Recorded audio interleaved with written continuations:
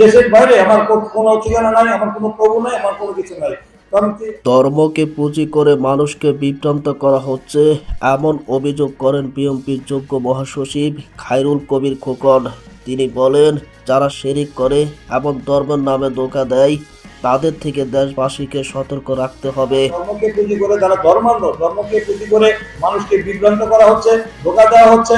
এবং রবিবার 11 জানুয়ারি বিকেলে নরসিংদীর তাসপাড়া নাসিরা মাঠ এলাকায় ইউনিয়ন 5 ও 6 নম্বর ওয়ার্ডের বিএনপির উদ্যোগে আয়োজিত এক দোয়া মাহফিলে প্রধান অতিথি হিসাবে বক্তব্য রাখেন তিনি।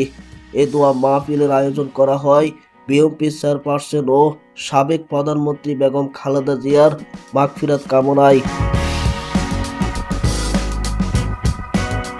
খায়রুল কবির খোকন তার বক্তব্য আরো বলেন, ধর্মকে ব্যবহার করে একটি মহল সাধারণ মানুষকে বিভ্রান্ত করছে। যারা ধর্মের নামে শিরক করে এমন মানুষকে ধোঁকা দেয় তাদের থেকে সতর্ক থাকতে হবে। কেউ কেউ বলছেন দানের শীষ দেখেছেন, নৌকা দেখেছেন, নাঙ্গলও দেখেছেন, এবার আমাদেরকে দেখুন। এই প্রসঙ্গে তিনি ৭১-এর ইতিহাস স্মরণ করিয়ে দেন সবাইকে। আমরা ৭১ দেখেছি, এর রাজাকার, বেঈমান, বিশ্বাসঘাতক ও মুনাফিকদের কারণে 2 লক্ষ মা বোনের ইজ্জত নষ্ট হয়েছে, আর শহীদ হয়েছেন 30 লক্ষ মানুষ। সুতরাং বিভ্রান্ত হবেন না।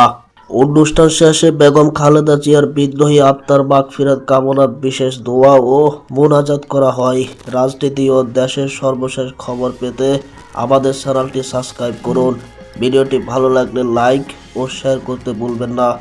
ধন্যবাদ।